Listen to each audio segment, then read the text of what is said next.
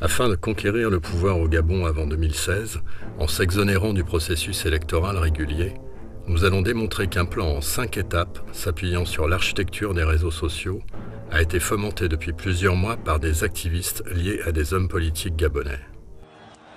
Les orchestrateurs de ce plan, qui s'inspirent fortement des révolutions arabes, disposent de ramifications au sein même des médias occidentaux, d'ONG africaines, de certaines personnes dans l'appareil de l'État.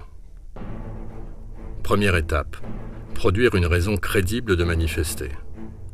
Ne disposant pas de suffisamment d'arguments pour attaquer le président Bongo Ondimba sur son bilan, l'opposition convainc Pierre Péan de lui prêter sa plume dans un livre à charge contre Ali Bongo Ondimba.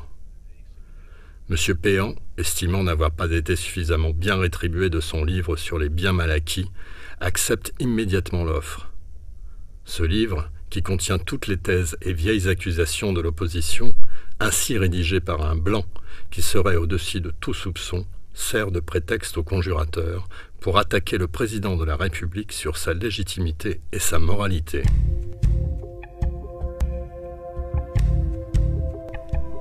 Bien qu'il s'agisse d'une grossière falsification biographique, le livre de Pierre Péan est donc le signal déclencheur. Deuxième étape, manifester, créer le chaos.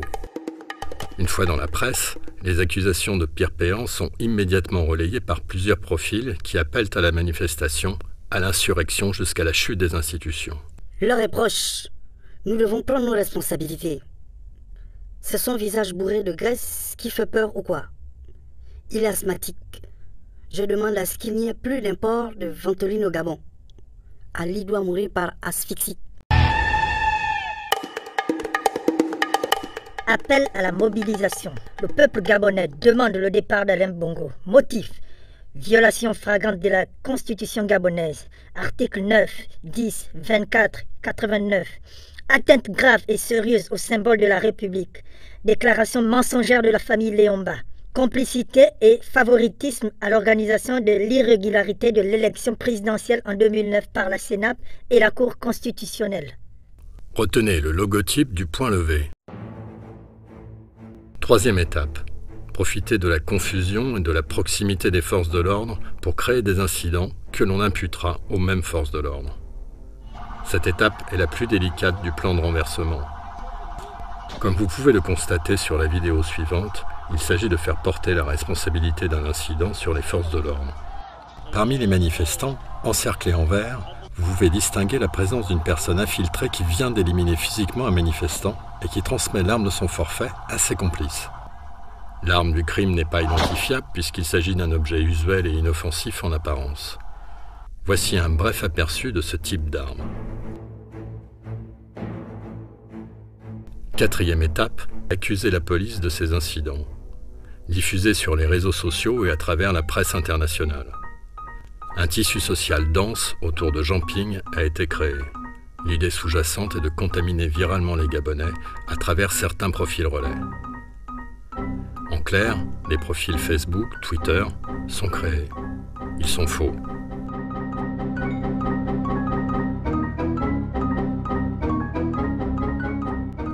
L'opposition et la société civile s'en servent pour diffuser des messages aux Gabonais qui croient comme plusieurs qu'il s'agit de véritables personnes ou de véritables informations. L'objectif est que le jour J, au moment du signal déclencheur, on puisse envoyer les images de l'incident provoqué lors de la manifestation à la presse internationale et aux réseaux sociaux. Plusieurs types d'images à cet effet sont utilisés pour incriminer les gouvernements. En voici quelques exemples, orchestrés de toutes pièces.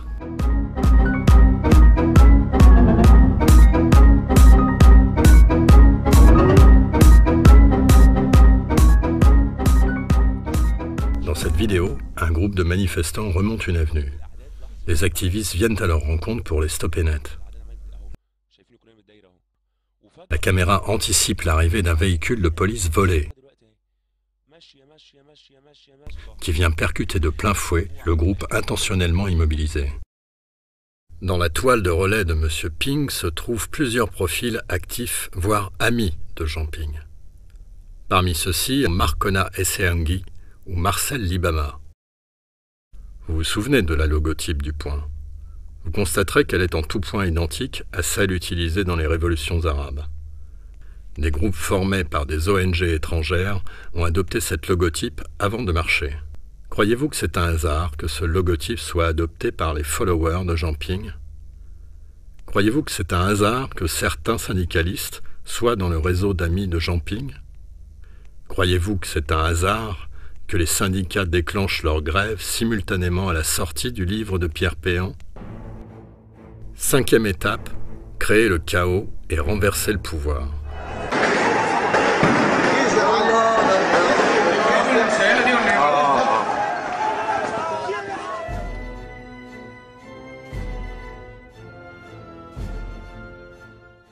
Ce message est fait pour prévenir les Gabonaises et Gabonais du risque de manipulation qu'ils courent tous. Demain, jeudi 13 novembre, que ceux qui veulent prendre le pouvoir par la force commencent d'abord par envoyer leurs propres enfants manifester avant d'envoyer les enfants des autres dans la rue.